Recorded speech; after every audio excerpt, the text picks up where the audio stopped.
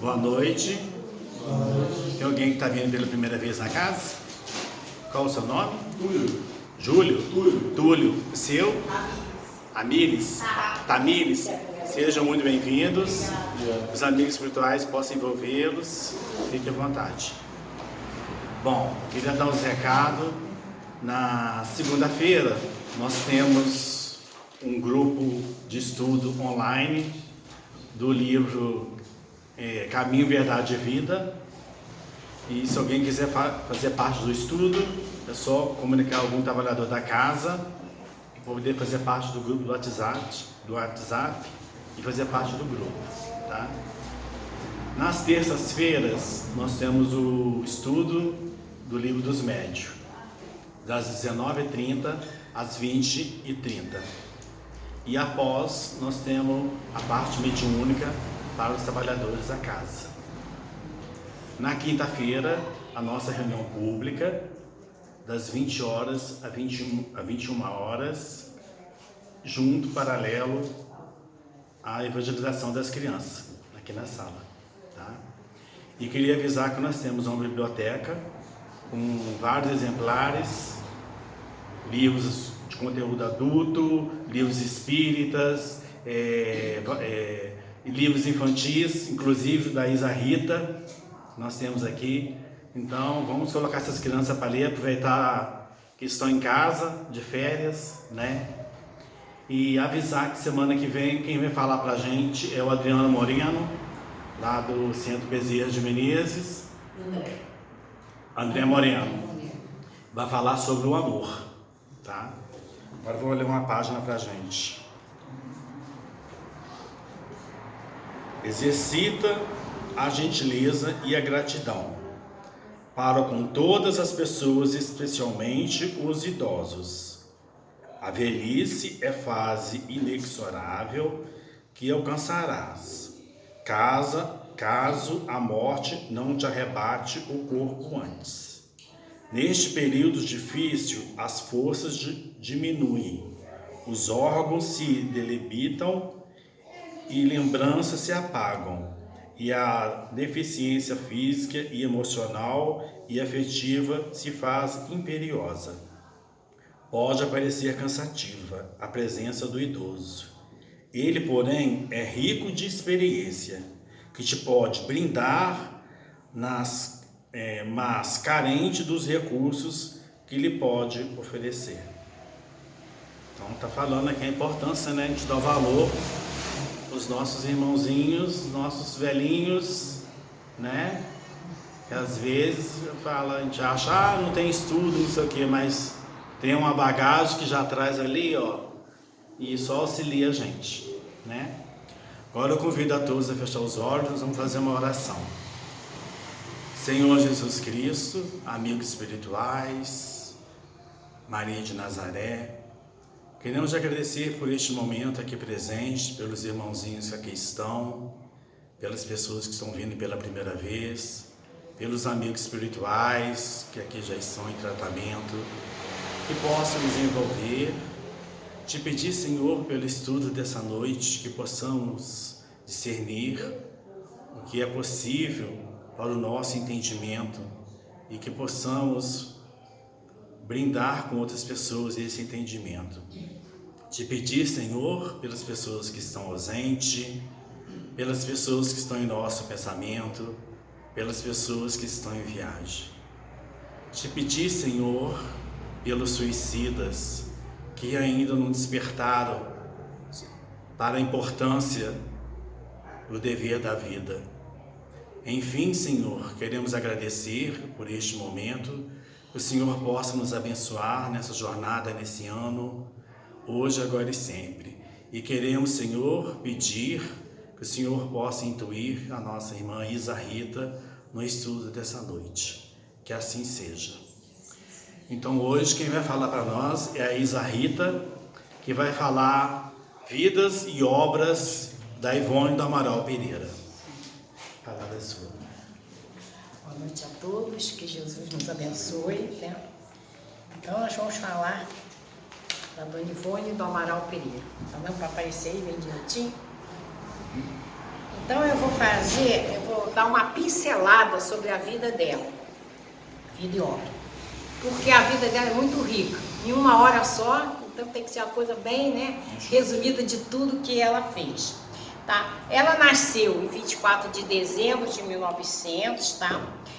E nós vamos reportar algumas coisas que ela trouxe numa entrevista que ela fez ao Reformador em 1982. Então ela disse que nasceu na residência da avó paterna, num sítio nos arredores da Vila de Santa Teresa, município de Valença, no estado do Rio, hoje é o Rio das Flores. E disse que seu pai era Manuel José Pereira, sua mãe Elizabeth do Amaral Pereira, avós paternos Ourives Manuel José Pereira, Isabel Guimarães Pereira.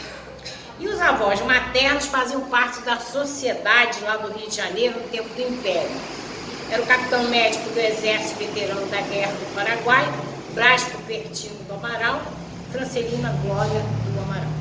E ela disse que pela linha paterna ela descendia de judeus portugueses que tinham se convertido ao catolicismo, né? Mas apesar disso eles saíram fugidos de Portugal. E a avó paterna dela era uma índia do grupo Goitacás. Então ela contou nessa entrevista que quando fazia 29 dias de nascida, ela teve um acesso de tosse e ficou sufocada. Ficou em estado cataléptico por 6 horas. Tanto é que o médico e o farmacêutico, né, providenciaram um atestado de óbito por sufocação. A família providenciou tudo para o enterro, né? A vestiram de vestido azul e branco, colocaram uma grinalda, encomendaram um caixão branquinho, né? Mas a mãe dela disse, não se conformava, minha filha não está morta. E pegou a menina e entrou no quarto. E ficou por 6 horas a fio rezando para Nossa Senhora. Quando ela se deu conta que já tinha passado muito tempo, levantou. Mas do que ela levantou, mexeu na grinalda e a menina começou a chorar. Então ela disse que isso se deu por causa da última reencarnação dela, que ela tinha se suicidado, se jogou de um penhasco como Leila. A gente vai ver aqui mais adiante. Então ela disse que nasceu numa família espírita, né? O pai enfrentou falência por 3 vezes. Por quê? O pai dela era abastado, mas ele emprestava dinheiro, as pessoas não pagavam, e ele deixava isso para lá e acabou ficando sem dinheiro nenhum, virou funcionário público, que o manteve até 1935, ou seja, ficou bem pobre. Então ela disse o seguinte nessa entrevista, são palavras dela: fui criada com muita modéstia mesmo, muito pobre, conheci dificuldade de todo o gênero, coisa que me beneficiou muito, pois bem cedo me aliei às vaidades do mundo e aprendi conformidade com a minha humilde condição social, compreendendo então a necessidade do próximo, né?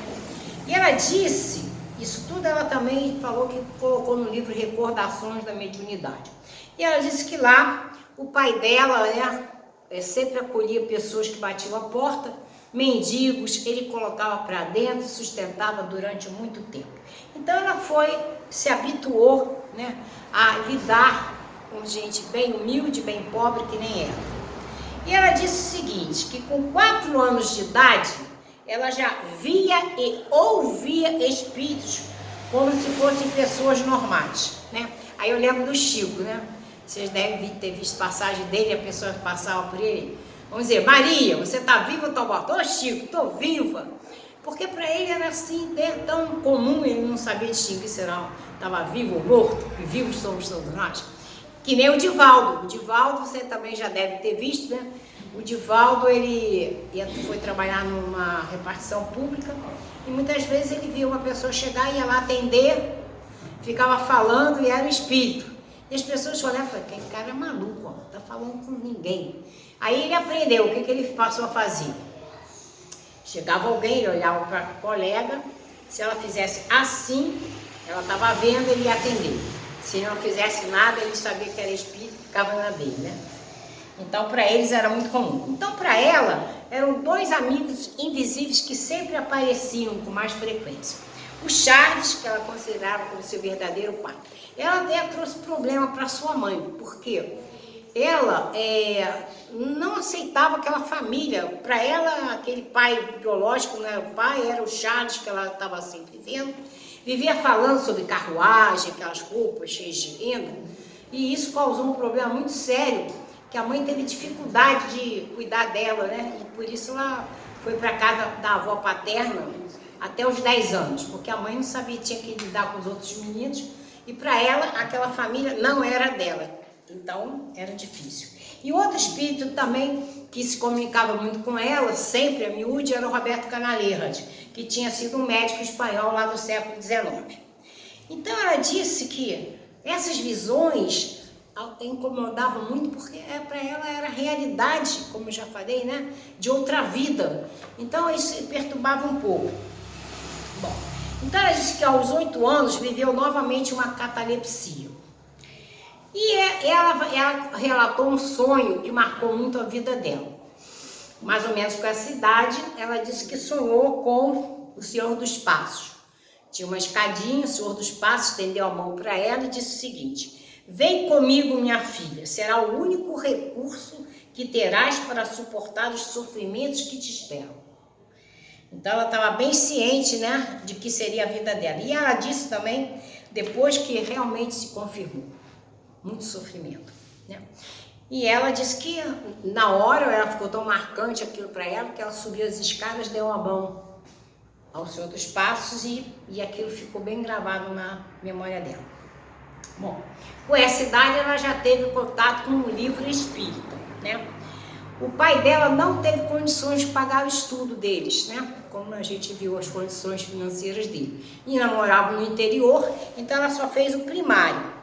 Então ela disse que não foi possível aproveitar a vocação que ela tinha para o magistério ou para a literatura. E disse o seguinte: sempre estudei sozinha até as 2 horas da madrugada. E o que eu pude aprender nessas condições eu aprendi. Então o que ela fazia? Ela pegava livros emprestados. Nós já vamos ver os autores que ela lia. Ela pegava os livros emprestados, que não eram da literatura espírita, só a mãe sabia, porque eu ficava escondido do pai, e ela embrulhava num papel maravilha, né? Porque, maravilha, aquele papel, não sei se vocês da minha idade lembram, aquele papel grosso que embrulhava pão, peixe, carne, qualquer coisa. Aí ela passava eles, fazia os furos e amarrava, ficava como um livro. Aí ela pegava o livro e copiava. Porque quando ela quisesse reler, ela estava ali, não tinha xerox na época, então era o jeito dela. Ela deu um jeito de copiar os livros para depois relê-los, né? Então, só a mãe dela sabia disso.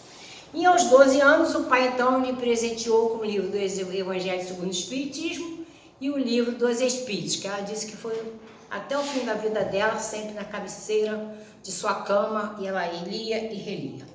Então ela relata que aos 12 anos ela escrevia uma literatura que era de um modo muito rápido e fácil. E ela então acreditava que fosse uma psicografia, né? E ela ainda não tinha noção, né, disso, mas ela fazia muito rápido, era uma psicografia.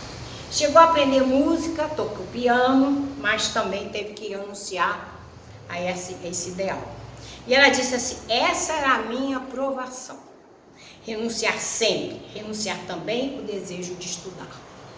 E ela conta que a sua educação foi patriarcal, muito severa, afastada da sociedade, né, sem conviver com o mundo. De um lado, ela foi muito bom para ela, porque quando ela foi exercer esse trabalho mediúnico foi ótimo, mas no convívio com as pessoas dificultou muito a vida dela e ela se tornou uma pessoa muito triste, muito tímida. E também a prejudicou quando os pais morreram, porque ela tinha que sustentar a ela e a família. Então o que ela fez? Ela morava no Rio de Janeiro nessa época. Então ela começou trabalhando numa casa de modas, né, costurava, mas não se adaptou, né? Então, disse que muito sofrimento, se adaptou àquilo lá, então passou a trabalhar por conta própria. E aí, para ajudar também a família, além de costurar, ela fazia bordado, artesanato, rendas e flores. Então, voltando à sua formação religiosa, ela afirma que a sua orientação foi sempre espírita. Ela nunca teve outra crença. Seu pai era espírita, né? Mesmo antes dela nascer. Aí ela disse que ele não era militante, mas era espírita. E olha que interessante, o pai dela, assim que ela nasceu, perguntou ao médium do seu conhecimento, ficou preocupado em saber quem era essa menina, e perguntou aos espíritos, quem foi essa menina em outra existência? Então o médium se concentrou e respondeu, eu só peguei uma frase, né, do que ele falou. Ela teve uma existência em que foi camponesa na Bélgica, seu passado foi muito tumultuoso. E ela disse que tudo que foi relatado ali, realmente, depois ela teve comprovação que foi desse jeito mesmo. E aos 12 anos, seu pai, como eu disse, ela ganhou o evangelho, né? E ela disse que, nessa entrevista de 1982, que estava sempre lendo, né? O evangelho, lia o livro dos Espíritos e depois passou a ler o livro dos Médiuns. Disse ela, aos 3 anos comecei a assistir sessões práticas de espiritismo, as quais muito me encantavam, pois eu via os espíritos se comunicarem, inclusive Bezerra de Menezes, com outros espíritos, conversando, ela participava. Fiz assim um grande aprendizado da prática espírita, desde a adolescência, o que muito tem me valido, né, para desempenhar todos aqueles papéis, né, que ela fez dentro da seara espírita. Bom, a partir dessa idade, que é a fase da adolescência, a mediunidade foi se tornando para ela um fenômeno comum. E ela disse que a maior parte dos informes, além de túmulos, fosse crônicas ou contos, ela era feita em desdobramento, que a gente daqui a pouco vai explicar um pouquinho melhor, né? Só um instante. Assim. Então, ela fazia esse tipo de trabalho, a gente vai ver toda a obra dela literária, o que ela fazia, os espíritos, assim que ela dormia, pegava o espírito dela e ela vivia aqueles dramas, depois os repassavam. Vamos lá. Então, antes de entrar na mediunidade propriamente dita, vamos ver como é que ela completou a sua formação autodidata. Então, vamos ver os livros e periódicos que ela lia. Então, só peguei alguns. Então, aos 16 anos, ela já tinha lido Goethe, Bernardo Guimarães, José de Alencar, Alexandre Herculano, Arthur Conan Doyle e outros outros. E a mediunidade? Ela disse que nunca desenvolvia a mediunidade. Ela se apresentou por si mesma, naturalmente, sem que eu me preocupasse em atraí-la. Pois, em verdade, não há necessidade de desenvolver. Para ela, não houve necessidade de desenvolver. Essa parte mediúnica, ela vem aflorando, né? E ela relatou que a primeira vez que ela sentou numa mesa de sessão prática, ela recebeu uma comunicação do espírito Roberto Canaleira, onde se tratou sobre suicídio, né? E ela contou que mesmo antes já se desdobrava em corpo espiritual. Então, desde a infância ela fazia isso, né? A gente lembra, 4 anos ela já via espíritos e muitas vezes ela se desdobrava mesmo. E aí ela falou, ainda em 1982, sobre a mediunidade dela. Como médium psicográfica, trabalhei a vida inteira, desde 1926 até 1980. Como receitista, assistida por entidades de grande elevação, como Bezerra de Menezes, Bittencourt Sampaio, Augusto Silva, o Charles Roberto Canaleja e outros também que se comunicavam que ela nunca nem soube o nome. Fui até hoje, em 1982, médium conselheiro, é a classificação no livro dos médios, psicoanalista e passista, assistida pelos mesmos espíritos. Bom, como médium de incorporação, não foi da classe sonambúlica, mas falante, então, né, psicofônica. Ela foi especialista para casos de obsessão e também de suicídio.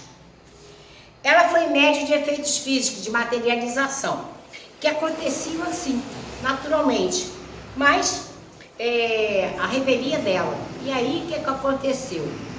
Foi aconselhada a parar. O Bezerra de Menezes disse que não seria interessante que ela continuasse nessa prática. E a gente lembra que o Chico também começou a fazer isso, né? Ele trabalhava com a Ana Prado, Peixotinho, e depois o Emmanuel proibiu, que não era para ele fazer isso. Bom, E ela disse assim: no entanto, minhas outras faculdades foram cultivadas com muito amor, perseverança, respeito, tendo eu seguido fielmente as prescrições do livro dos médiuns, sem nunca sofrer decepções ao obedecer. Claro, né? Seguiu o livro certinho. Ela dedicou deixou bem claro que os livros que ela leu foram os que ela se orientava, os livros básicos e também a orientação dos guias espirituais dela. Bom, contou que teve orientação do eminente espírito Zico Horta, lá em Barra Mansa, no início, né? Ele a orientou com muito critério, espírito de fraternidade. E reforçou que desde 1926 exerceu a mediunidade, sem desfalecimento, que a sua maior tarefa no campo espírita foi através da mediunidade, principalmente no setor rituário de passes, e onde ela trabalhou para cura, né? E aí ela falou de novo, 54 anos nesse tipo de trabalho. Foi médium oradora, assistida pelos mentores espirituais, desde 1927 até 1971, isso por 44 anos. Só abandonou essa parte quando os espíritos também aconselharam ela a parar. Nunca viajou para fazer palestra, ela fazia palestra onde ela estava residindo no momento. Praticou também a literatura mediúnica, em livros, crônicas, contos, mas nunca fez mensagem. Ela disse que as mensagens, essas pessoas chegavam, as mensagens vinham, ela distribuía para as pessoas, nunca teve preocupação de guardá-las, né? Então se perdeu no tempo. Então ela colaborou em vários jornais do interior do país, como no Reformador, que é órgão da FEB. E o pseudônimo que ela usou foi Frederico Francisco. Muito interessante isso, porque ela estava homenageando ao seu amigo espiritual Frederico Francisco Chopin. Detalhe, durante 30 anos o espírito Charles, quando ela dormia, a retirava do corpo e ela ia assistir às apresentações de Chopin, e após as apresentações ela batia papo com ele durante 30 anos, né? Então virou amigo íntimo dela. Então, para homenageá-lo, ela escrevia com o pseudônimo de Frederico Francisco. Bom, vamos falar um pouquinho das curas. Ela, nessa entrevista de 1982 ao Reformador, ela falou sobre esse trabalho de cura. Disse: durante 54 anos e meio pratiquei curas espíritas através do ritual homeopata, passes e através de preces também. Consegui muitas vezes curas de obsediados com certa facilidade, coadjuvada por companheiros afins. Senti sempre um grande amor pelos espíritos obsessores e sempre os tive como amigos. Fui correspondida por eles e nunca me prejudicaram. Isso é muito interessante, porque a gente lembra, né, que o Kardec falou que quando existe uma obsessão, não existe inocente, todos têm culpa, né, no cartório. E que a gente tem que saber, quem faz esse tipo de trabalho, tem que ter muito amor e muito carinho por aquele obsediado. Tem que saber como chegar a ele. E aí, através do amor, da palavra amiga, né, daquela pessoa predisposição em ajudá-lo, você vai conseguir fazer como a Ivone do Amaral Pereira fazia, transformá-los em amigos. Porque depois... O obsessor, Então, ela depois conta, mais tarde ela foi falar que depois ela ficava assim, tão maravilhada com eles, e quando ela foi morar lá na casa da irmã dela, que era um casarão, ela vivia abraçada com os obsessores, passeando para lá e para cá. Nem tinha muita ideia se era encarnado ou encarnado, né? Então ela disse: curava obsessões com a permissão de Deus, não só no recinto dos centros espíritas, em sessões organizadas, mas também em serviço de passe, em gabinetes apropriados, servindo-se de médiuns auxiliares e até na residência dos próprios doentes. Onde precisava, ela estava ali pronta para ajudar. E ela deixou bem claro: conservei-me sempre espírita e médium, independente, e jamais consenti que a direção dos núcleos onde trabalhei me bitolasse ou me burocratizasse. Então, as faculdades mediúnicas dela seguia o coração. Não tinha hora, não tinha, vamos dizer, local, né? Atendia para todas as pessoas, nós vamos ver já já. Então ela praticava caridade a qualquer dia, qualquer hora, quando fosse procurada pelos sofredores. Ivone cumpria a rigor o critério e o horário dos fixados nos centros, mas nunca repetiu, submeteu-se à burocracia mantida por eles. E ela disse: se não me permitiam atender necessitados no centro, por qualquer motivo que fosse, ou por dia, ou hora, ou local, ela simplesmente ou ia à residência deles ou os levavam para a residência dela. Por quê? Ela disse que aprendeu com o Evangelho e a doutrina espírita que não há hora nem dia para se exercer o bem. Isso é muito importante para a gente parar e pensar. Não, mesmo que nós não sejamos médiuns, ostensivos, que médios somos todos nós, quando aparece uma pessoa para você fazer a caridade, você vai se preocupar na hora onde está, onde não está? Você tem que saber se doar naquele momento. Eu vi uma reportagem de um médico, hoje lá no Face, o seguinte: o rapaz novo, um menino estava hospitalizado com câncer. Aí ele foi chamado, aí ele falou: se eu for atender esse garoto, que nem sabia quem era, eu vou chegar atrasado no meu trabalho. Mas aquilo bateu o coração dele e foi. Aí chegou lá um menino de 10 anos com câncer, muito assustado, perguntando os aparelhos. Ele disse que ficou uma hora conversando com o menino, mostrando todos os aparelhos, e falou depois para ele: esses aparelhos e eu estou aqui para te ajudar. Aí conversa vai, conversa vem, o menino falou que sabia desenhar, ele também sei, gosto, de segunda-feira trarei os desenhos meus para te mostrar. Quando chegou segunda-feira, o menino tinha desencarnado logo depois que ele tinha ido lá. Aí ele falou: graças a Deus eu fui, e não me preocupei com a minha vaidade de chegar no local na hora que eu tinha que chegar. Eu fui atender o menino e ter mais horas de conforto, de carinho antes de desencarnar. É o que ela fazia. Na hora você vai parar para pensar. Muita gente faz. O irmão chama atenção.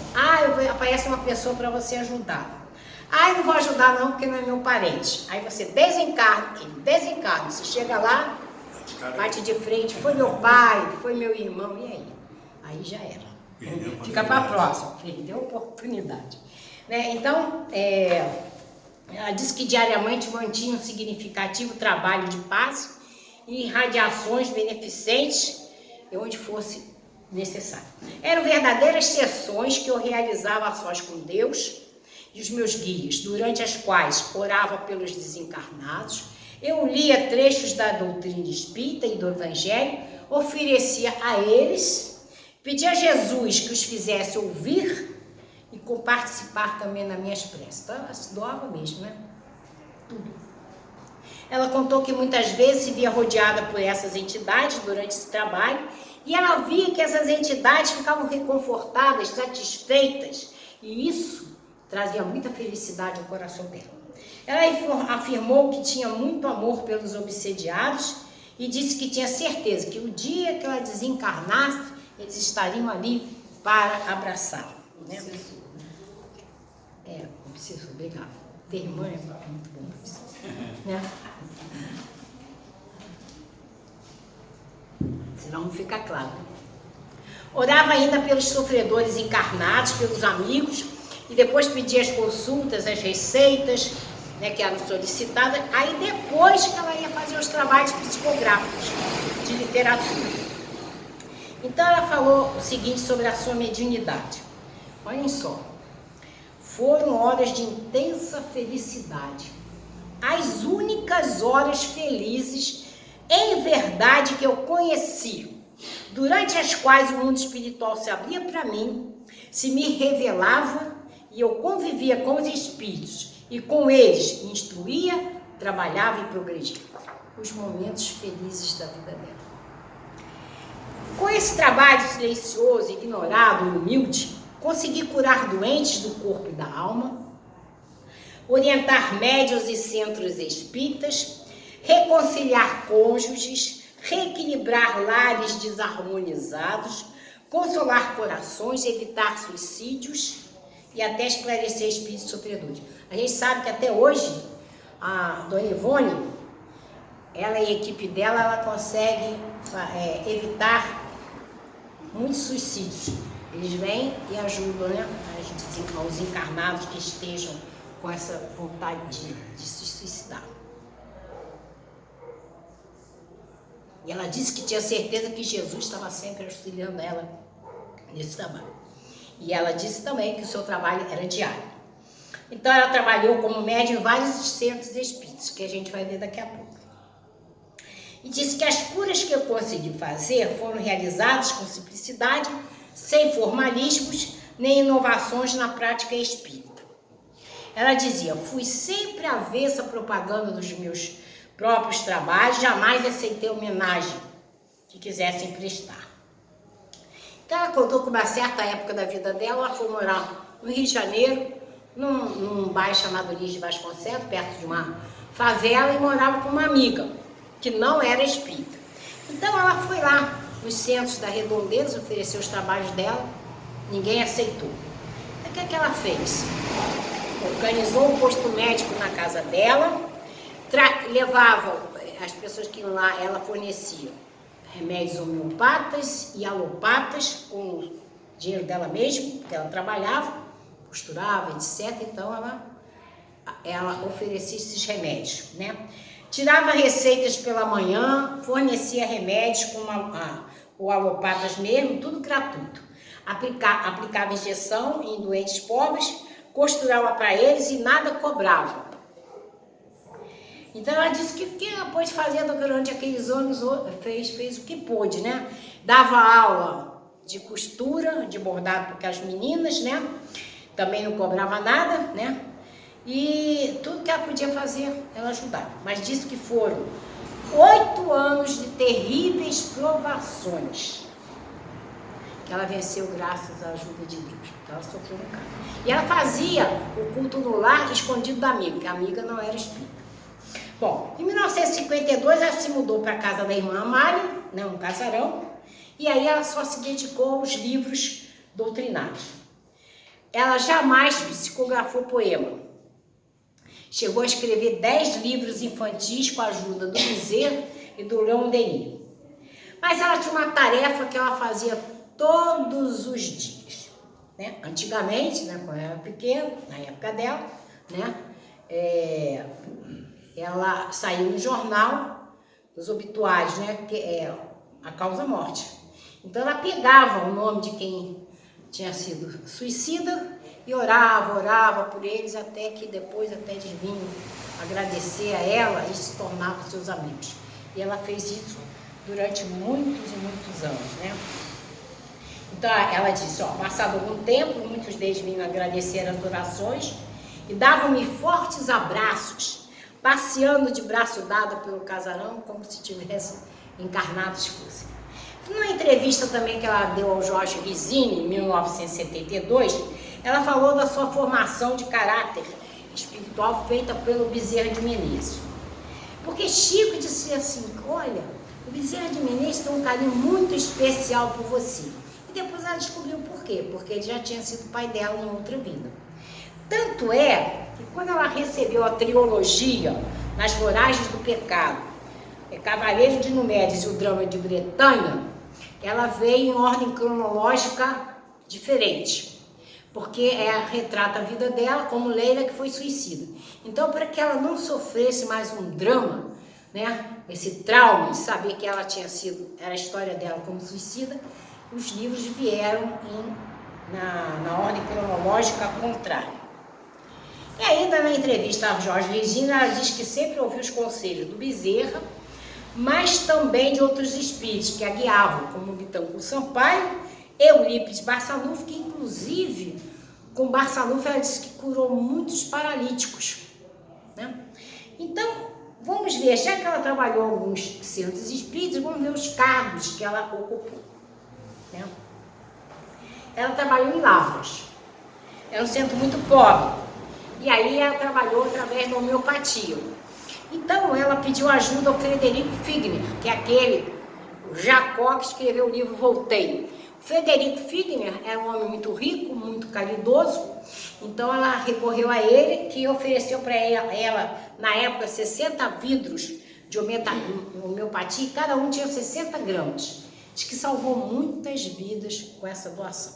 Trabalhou aqui na Casa Espírita Juiz de Fora. Ela foi secretária, bibliotecária, fundou a biblioteca Jamigense e também foi vice-presidente de lá. E lá também, ela, nas dependências da Casa Espírita, ela criou o Instituto Profissional Eugênio, onde ela ensinou trabalhos manuais.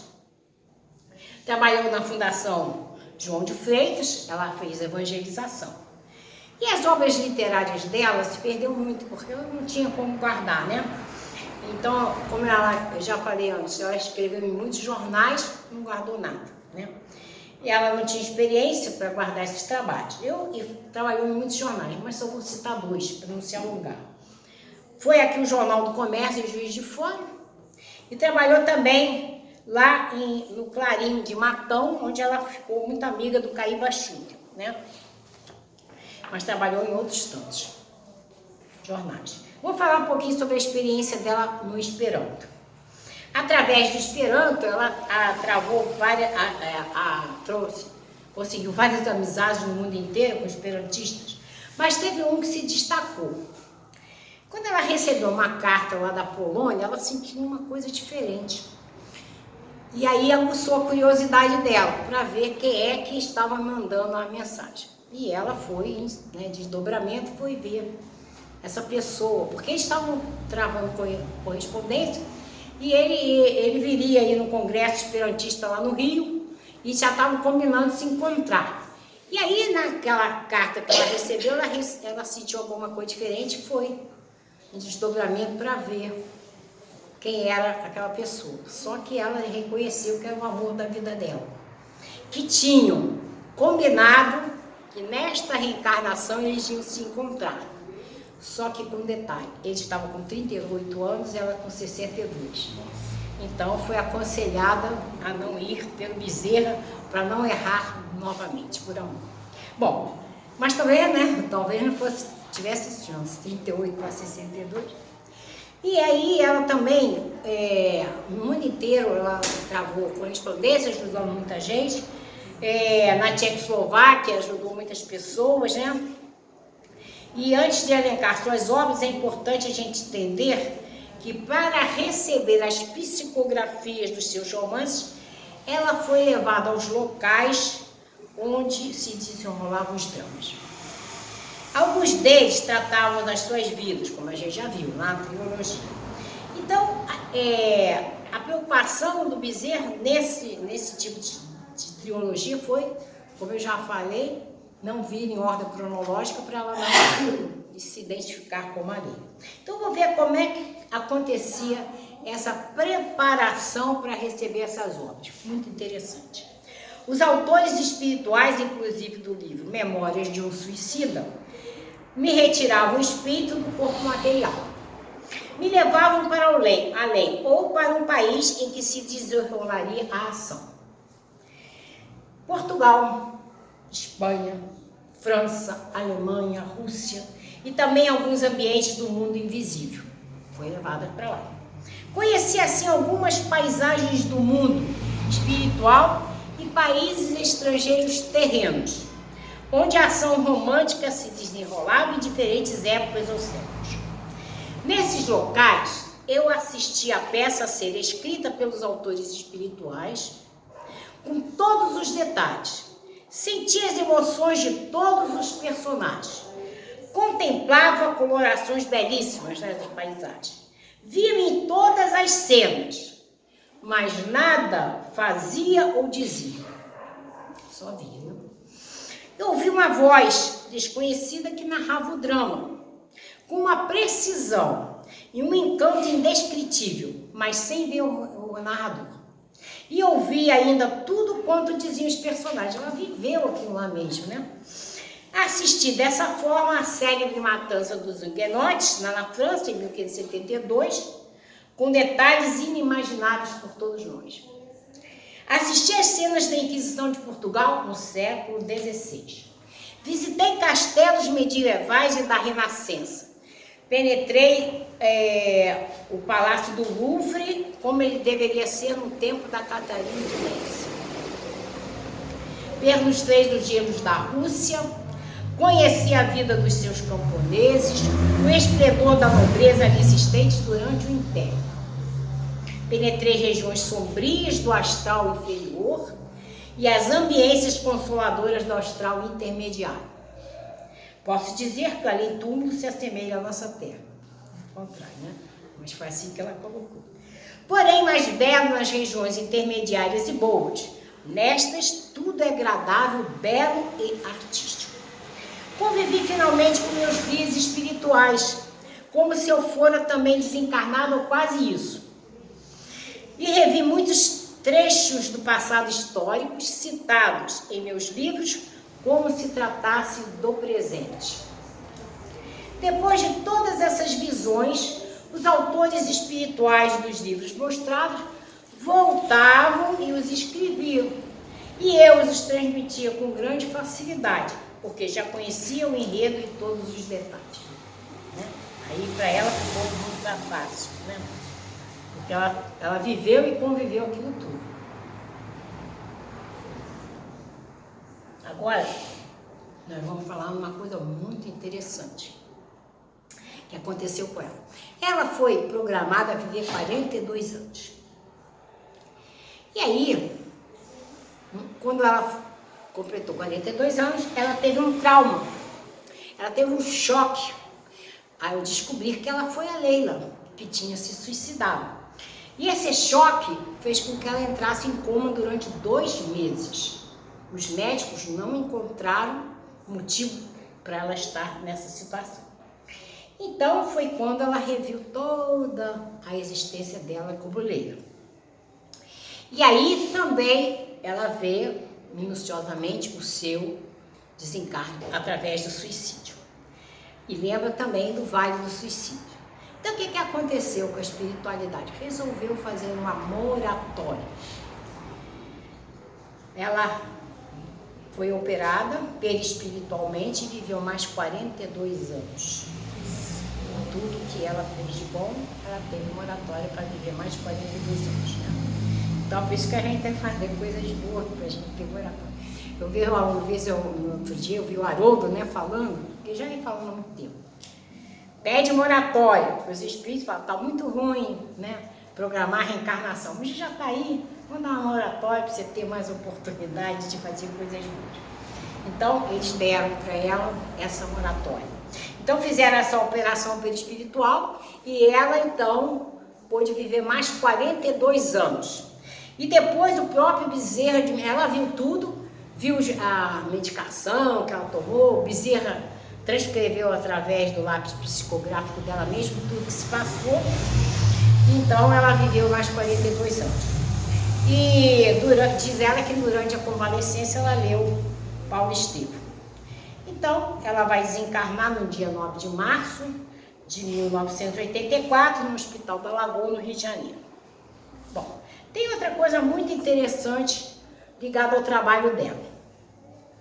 A gente sabe que ela recebeu do Camilo Castelo Branco as Memórias do Suicida, né? Então, ela recebia, estava tudo em manuscrito. Em 1944, ela vai até a FEB, levando esse manuscrito do Vale dos Suicídios. Aí chegou lá o Manuel Quentão, que era o presidente da FEB, e disse, não recebo nada a não ser do Chico. E aí o Carlos Ivaçaí falou, não, mas ela já tem obra publicada pela gente, Amor e Ódio. Inclusive foi o primeiro livro que eu li, Espírito, Amor e Ódio. Muito bacana, recomendo a você. É grosso, mas é lindo. Ela escreveu com charge. E aí ele fez a maior propaganda, o Carlos Ivaçaí, ele falou, não, aqui só Chico. Aí ela voltou muito triste, né? Para casa, aí pegou aqueles manuscritos, quando ela ia meter fogo ali, ela viu uma mão azul. E pedindo que ela fizesse isso. Era o Bezerra de Menezes. Mas nada é por acaso. A obra estava muito vazia de conteúdo doutrinário.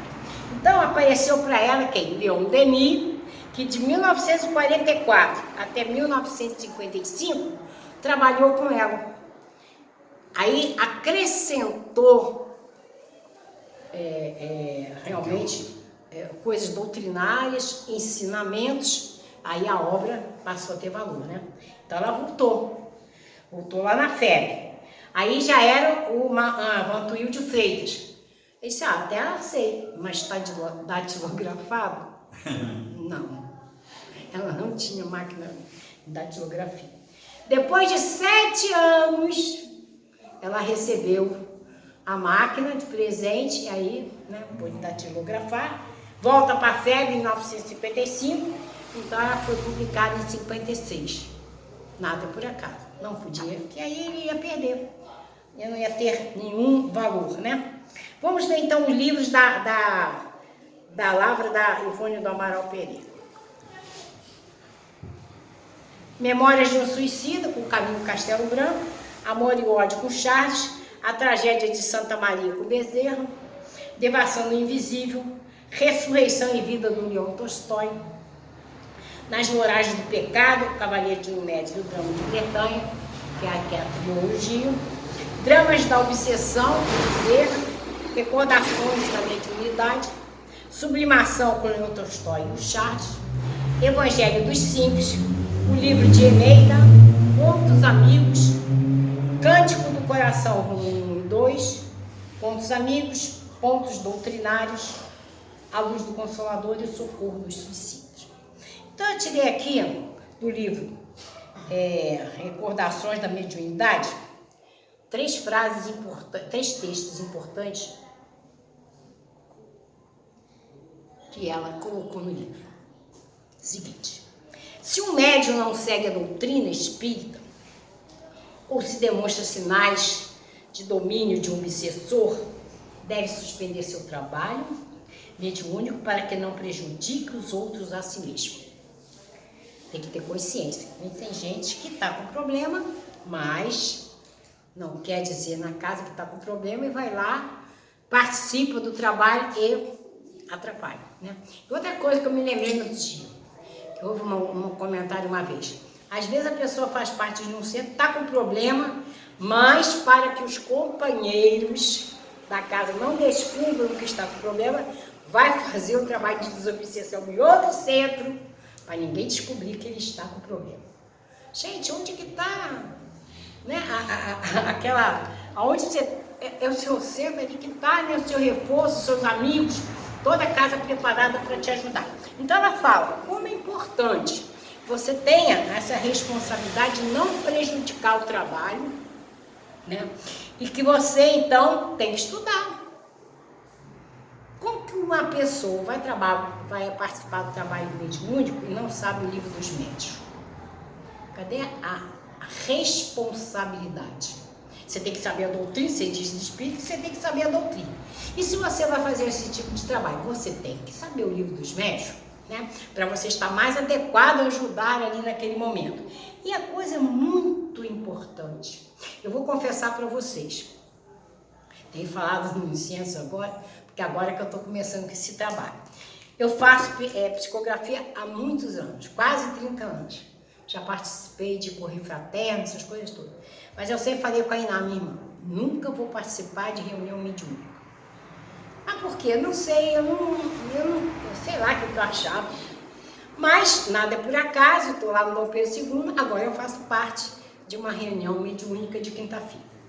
Então, lá pela 8ª vez, por aí que eu estava lá, vendo, né, como que funciona, e participando também, trabalhando.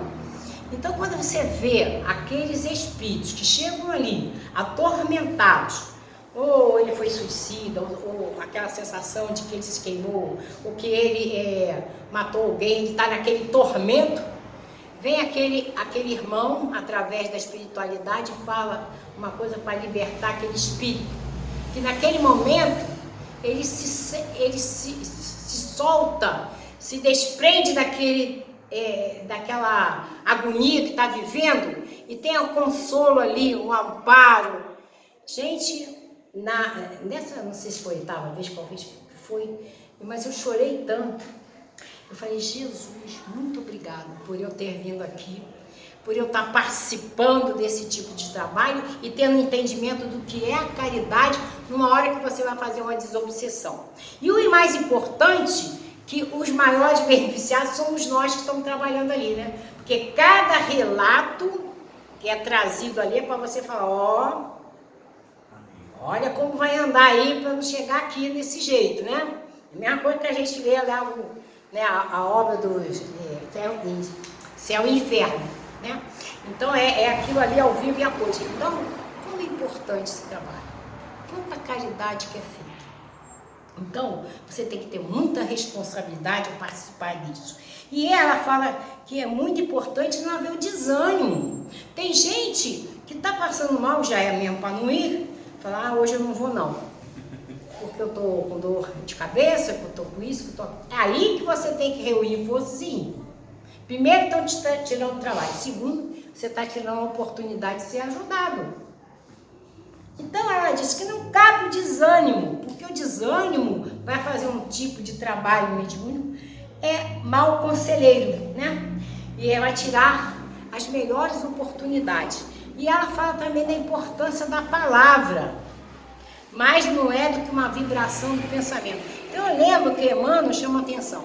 Nós temos que nos tornar pessoas boas, fazer força para sermos bons. Porque se nós formos uma pessoa boa, as nossas palavras, nossos pensamentos e as nossas ações serão boas.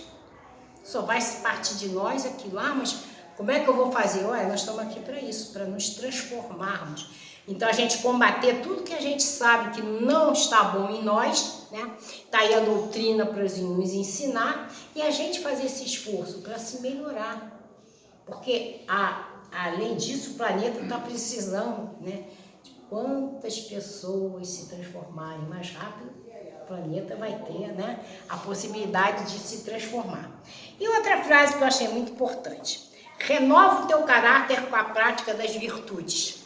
Reeduca a tua mente, os teus hábitos, os valores do teu espírito. Cumpre fielmente o teu dever, inspirando-te na moral do Cristo, e espera confiante, porque tudo o que necessitares e desejares virá às tuas mãos por ordem natural das coisas. Então, o que quer dizer isso? Renova o teu caráter com a prática das virtudes, reeduca a sua mente. Nós aqui temos o Consolador prometido por Jesus. Jesus disse que mandaria esse Consolador, que traria as suas palavras mais bem explicadas. E a doutrina espírita é o Consolador prometido. Por quê? Ela é consoladora. Primeiro, a doutrina nos mostra que somos imortais. É um conhecimento muito importante, mas que a gente tem que fixar isso bem fixo na nossa mente, porque muitas vezes a gente conhece pessoas que são espíritas, trabalhadores, que são estudiosos e acabam se suicidando. Então, nós temos que ouvir. Eu já ouvi esse estudo, vamos estudar, porque ele tem que entrar em nós. E a gente tem que ter consciência que temos que vivenciar aquilo. Por isso, Jesus disse, orai e vigiai. Então, nós temos que nos vigiar. Se a gente começar, uma coisa bem simples, a ter os pensamentos que não é muito próprio da nossa vida, está alguma coisa estranha aqui, vou orar, vou pedir ajuda. Então, o vigiar é importante para que a gente não caia numa possibilidade de ser instrumento da negatividade e nos levar a fazer o que não devemos. E orar, é claro, para a gente estar sempre ligado a Deus e à espiritualidade, porque toda oração tem resposta e Deus está sempre a nos ajudar. Então, a primeira coisa, mostrando que somos imortais. Segunda coisa, lei da... Qual é a lei da reencarnação? O que é isso que a gente vai entender? Por quê? Eu estou vivenciando um problema, mas eu não fiz nada para esse negócio acontecer, não tive participação, estou vivenciando isso aí. Tem alguma coisa estranha. Se eu não participei, mas eu sou espírito. Eu sei que estou vindo pela outras e tantas outras vezes para um aprendizado. Então, pode ser que eu esteja tendo a oportunidade da reencarnação, me colocar naquela situação para eu vivenciar aquele problema que deixei pendente e tentar resolver. E como que eu vou resolver essas pendências, essas tribulações, esses problemas que nos acontecem? Estudando o caminho que Jesus traçou para nós. E aí a gente vai entender o que é que nós temos que fazer. Não posso ser egoísta, não posso ser orgulhoso, eu não posso julgar as pessoas, eu tenho que saber perdoar, tem que ter paciência, ter indulgência, compaixão. Aí a gente vai falar, está fazendo pré-vestibular para santo? Não. Está vivenciando a reencarnação. A oportunidade está ali. E isso tudo que eu falei aqui, a gente tem oportunidade dentro de uma casa num dia, treinar tudo de uma vez só. Porque a gente tem muitas pessoas que têm problema na família, e não é à toa, né? Eu posso perguntar para vocês, quem não tem problema familiar aqui, levanta o dedo. Não vendo ninguém levantar o dedo. Porque todo mundo tem. Quando não é umzinho, é o outro, quando não é uma porção. É por acaso? Não. É porque a gente precisa vivenciar isso. E eu sempre brinco, se algum dia eu estiver fazendo essa pergunta, alguém levantar o dedo, eu vou até aquela pessoa e vou cumprimentar e falar, pessoal, aqui nós temos o ET. Porque ele não é morador, não é do planeta Terra, né? Porque problema a gente vai ter, né? E a gente tem que ter essa noção muito clara. Uma vez eu fui fazer uma palestra para assistidos num centro, tinha um jovenzinho que eu fiz essa pergunta e ele levantou o dedo. Aí todo mundo olhou assim, estranho, levantou o dedo assim. Aí a pessoa, eu não tenho problema familiar. Ele falou assim, bem, aí todo mundo olhou para ele, por que não tem parente? Aí eu falei assim, então chegou na minha vez. Vou fazer um pedido a você. Ele estava sentado assim. Quer dar uma olhada no salão? Ele ficou olhando assim. Por favor, dá uma olhadinha no salão. Então, meu filho, dá uma olhadinha no salão e olha para mim também. Aí depois que ele fez isso, eu falei, eu vou ter uma notícia para te dar. Todos nós somos seus irmãos. Você tem parentes que somos filhos do mesmo pai. Então a gente tem a oportunidade dentro da família de vivenciar isso tudo para que um dia a gente possa ter a noção clara de ter que fazer com isso fora dos nossos portões com a família universal. Então tá aí a oportunidade de se renovar, estudando o Evangelho, estudando a doutrina, tentando se modificar, fazendo a reforma íntima para você poder crescer. O nosso objetivo é chegar à angelitude, sermos perfeitos relativamente, porque perfeito só Deus. Então ela fala, vamos terminar aqui com o que ela disse, ó. Renova o teu caráter com a prática das virtudes, reeduca a tua mente. Que a Joana de Ângeles, né, aqui no Vida Feliz, ela fala assim, como a gente pode se modificar? Vamos fazer uma viagem ao interior de nós, humildemente, ver o que eu não sou ainda.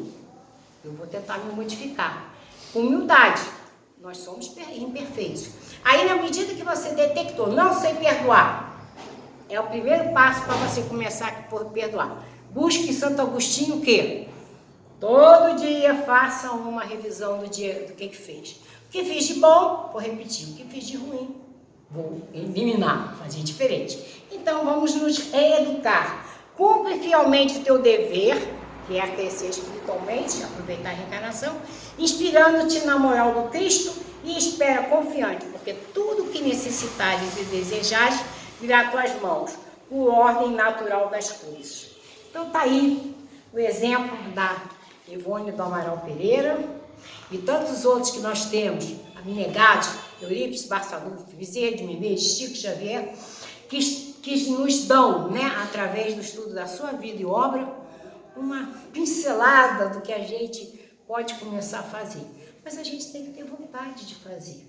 Buscar esses ensinamentos e buscar em nós a vontade de crescer espiritualmente, fazer alguma coisinha, entendendo que cabe a nós nos transformarmos em pessoas melhores, mas uma coisa a gente não pode esquecer, atrelado a isso tem que fazer a caridade, fora da caridade não há salvação. Então que a caridade seja ou material ou a caridade moral, um sorriso, um abraço, uma palavra amiga, pode tirar uma pessoa de uma depressão, de uma tristeza e você ajudar. Então fica aqui a nossa contribuição para a gente refletir sobre a caminhada da Ivone do Amaral Pereira, muita luz e muita paz, muito obrigada.